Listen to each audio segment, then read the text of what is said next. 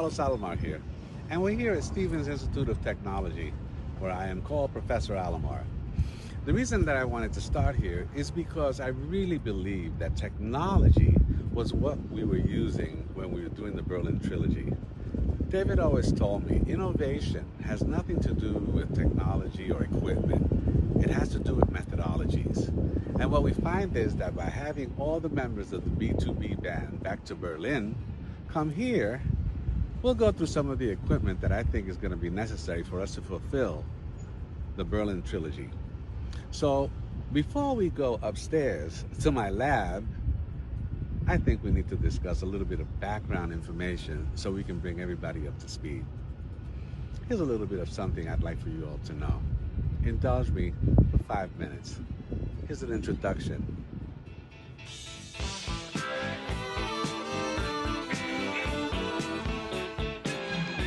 I'm home. Lost my job. When David Bowie left Los Angeles in 1976, he wasn't just escaping fame. He was searching for silence, for clarity, for change. He came to Berlin with Iggy Pop. 2 artists, 1 suitcase of tape reels, and a broken compass. But Berlin was magic. A city divided in half, but artistically wide open. That's when I joined the journey. Brian Eno, myself, George Murray, Dennis Davis.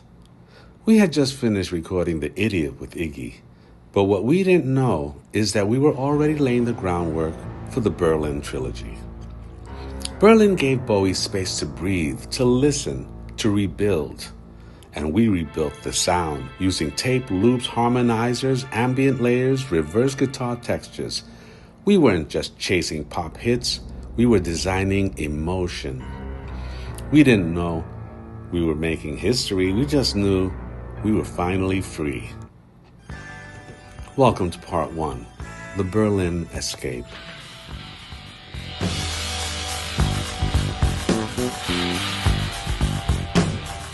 Oh, can you feel it in the way that a man's not a man? Can you see it in the sky? People always talk about the Spiders from Mars, but Bowie's next trio was completely different. Dennis Davis on drums, George Murray on bass, and me, Carlos Alomar, on guitar. We weren't just a rhythm section, we were a foundation. Our trio made heroes soar. Sound and vision?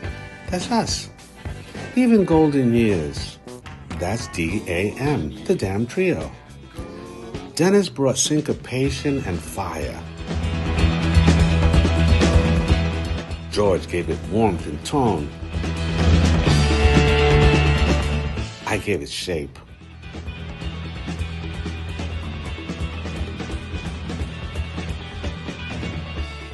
I helped Bowie sculpt the grooves, rewrite the rules.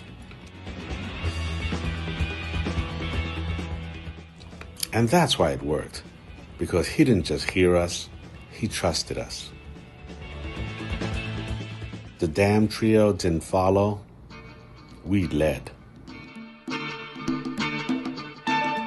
And together, we built a sonic revolution. Welcome to part 2, the D.A.M Trio.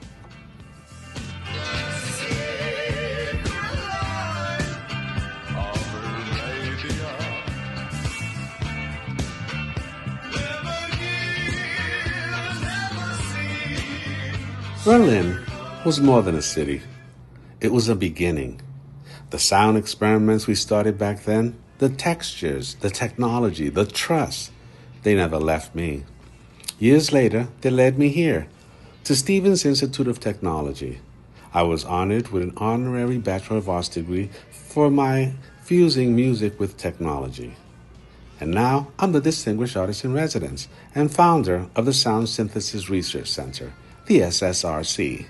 Here, we don't just study Bowie's work, we decode it, we rebuild it, and we pass it on.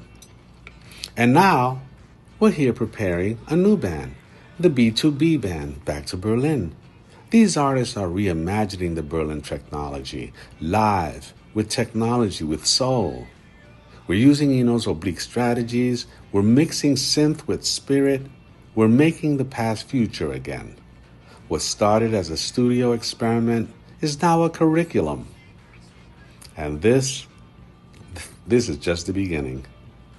Welcome to part 3, The Legacy of Sound.